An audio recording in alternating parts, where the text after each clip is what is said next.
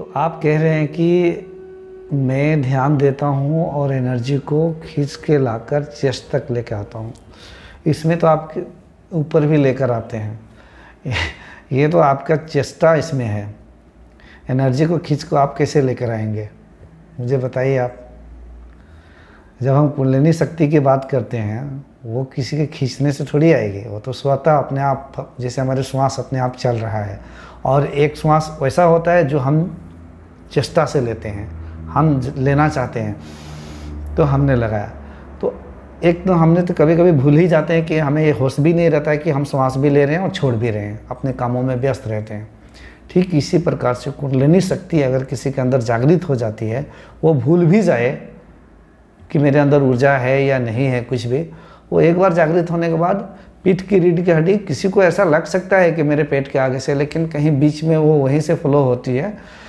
इसका कारण मैं और बताऊंगा आपको। जिसके संपूर्ण जागृत हो जाती है वो पीठ की रीढ़ की सुषुम्ना नाड़ी से ही फ्लो होगी, और उसमें आप कुछ नहीं कर पाएंगे, वो अपने आप स्वतः बस उसको आप देख पाएंगे, उसमें आप कुछ भी नहीं कर पाएंगे। वो देख पाएंगे कि यहाँ तक आ रही है, पूरे यहाँ तक आ रही है, यहाँ तक अगर पूरे ये खुल गया है तो कोई देखेगा कि यहाँ भी ऊपर भी अपने आप को, अपने आप की प्रतीति को देखने लग जाएगा, अनुभव करने लग जाएगा। और किसी का यही तक है तो बस इसी के अंदर ही ऊर्जा को फ्लो को महसूस करेगा। अब बात ये रही कि जब हम चेष्टा करेंगे तो ध्यान का विज्ञान ये है कि अभी आप अपने ध्यान को जहाँ भी लेकर जाइए, शरीर की किसी भी अंग पे लेकर जाइए, और आधा घंटा 15-20 मिनट आप ध्यान कीजिए, वहाँ पे सेंसेशन स्टार्ट हो जाएगा। वहाँ पे सेंसेशन स्टार्ट, शरीर के कहीं भी अंग पे लेके जाइए आप, वहीं पे आपका थोड़ा एक सेंसेशन स्टार्ट हो जाएगा। तो अब लोग क्या करते हैं कि थर्ड आई पे ज़्यादा ध्यान करते हैं, और ज़्यादा थर्ड आई पे ध्यान करते हैं और कहते हैं कि मेरा सेंसेशन स्टार्ट हो गया। अरे स्वाभाविक बात है, आप अगर थर्ड आई पे रोज़ ध्यान करेंगे तो सेंसेशन, स्पंदन तो होगा ही। अब सेंसेशन और स्पंदन होने का मतलब ये नहीं है कि किसी का थर्ड आई भी खुल गया है।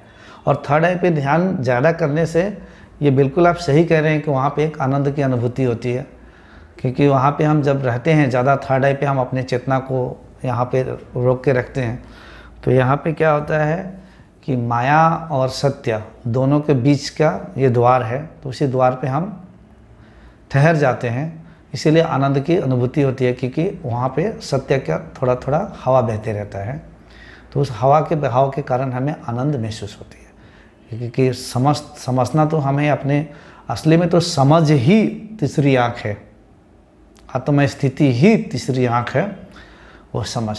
तो अभी आप नरेंद्र जी, अगर कोई परेशानी नहीं है आपके शरीर में, ये ऊर्जाओं के फ्लो से कुछ नहीं हो रहा है, तो आप ज़्यादा से ज़्यादा इन पे ध्यान नहीं देना है कि कहाँ पे फ्लो हो रही है, कहाँ पे क्या हो रहा है। क्योंकि अंततः आपका आप जब आत्मा स्थिति की बात करेंगे, आत्मा जागरण की जब बात करेंगे, कुंडलिनी जागरण मीन्स आत्मा जागरण नहीं है, याद रखिएगा ये बात। अभी कुंडलिनी की हवा चल रहा है थोड़ा सा हमारे भारत में भी और विदेश में भी, इन पे बहुत सारी ट्रेनिंग लोग ले रहे हैं, थर्ड आई खुलवा रहे हैं। ये सब शारीरिक चीज़ है, सब लोभ में, माया में फंसे हुए लोग ही हैं। तो आपको अच्छा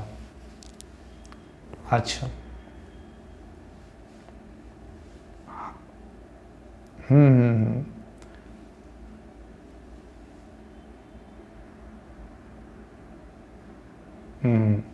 आपने अपने ब्रेन को ऐसा ट्रेन कर लिया कि शरीर, जिसे हम कहा जाता है ना, हमारा जो ब्रेन है वही सेंट्रल है हमारे हर शरीर के अंगों को कंट्रोल करने के लिए।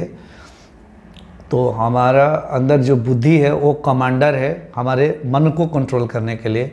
अपने बुद्धि को अपने इस तरीक़ा से बना लिया है, ब्रेन को इस तरीक़ा से ट्रेन कर लिया है शरीर को, कि आप कहीं की एनर्जी किसी और से भी खींच सकते हैं, ऐसा आप जैसे बोल रहे हैं।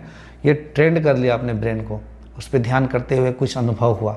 लेकिन आप मुझे बताइए, आपको यहीं पे रहना है। मैं मान लेता हूँ कि आपको अनुभव भी हो रहा है, अच्छा भी लग रहा है। अभी आपको, हाँ बस मैं यहीं पे इशारा देना चाहता हूँ, अब हमें ये सब एनर्जी और चक्रा और अनुभव से आगे निकल कर मिट जाना है। मिट कर वो पूरे जो बुद्ध ने कहा आत्म स्थिति, जो स्वयं को पूर्ण रूप से जान लो, स्वयं में ही स्थित हो जाओ, वहाँ मैं इशारा कर रहा हूँ।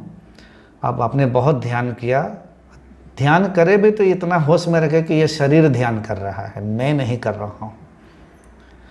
ये तो ज़बरदस्त अहंकार है, मैं खींचता हूँ, मैं ध्यान करता हूँ। जो भी कहता मैं ध्यान करना, मतलब वो तो मैं है ना, वो कर्ता भाव है, वो अहंकार है। शरीर ध्यान कर रहा है, क्योंकि आप शरीर नहीं हो, ना ही मन हो, ना ही बुद्धि हो। तो अब आपका जर्नी इससे आगे की ओर ध्यान देना है। आप अगर मुझसे जुड़े हैं, आपके जो भी गुरु है, जहाँ भी कोई भी गुरु के पास जाइए, ध्यान कीजिए, कुछ भी कीजिए, मेरे इशारा है आप उस जगह पे पहुँचिए जहाँ पे आपका स्वयं का इंडिविजुअल सत्ता नहीं है। तब ये शरीर में कौन एनर्जी बह रही है, क्या हो रही है, आपको कुछ मतलब उतना ये केयर नहीं करेंगे। जब तक शरीर से हम अटके रहेंगे तब तक आत्मा अनुभूति होने वाले नहीं है। वही कीजिए। और आप थोड़ा ध्यान रखिए, ध्यान मत बदलिए, आपका सही ध्यान है, विपश्यना ध्यान बहुत सुंदर ध्यान है, वही ध्यान कीजिए, अपने श्वास पे ही कीजिए। ऊर्जा को खींच कर लाने वाला छोड़ दीजिए, मेरी यही मार्गदर्शन है। शांत बैठ जाइए, शांत श्वास पे ध्यान कीजिए, चलते फिरते श्वासों पे ध्यान रखिए, सोते वक्त भी श्वासों पे ध्यान रखिए।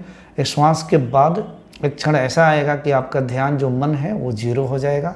जैसे मन जीरो हो जाएगा उसी दिन आपके अंदर की सारी कुंडलिनी शक्ति, चक्र वगैरह सब जागृत हो जाएंगे। और एक क्षण के लिए आप, हो सकता है 5 मिनट, 10 मिनट, 10 घंटा, 2 दिन, 4 दिन, 5 दिन के लिए भी हो सकता है, आप निर्विकल्प समाधि में चले जाएंगे।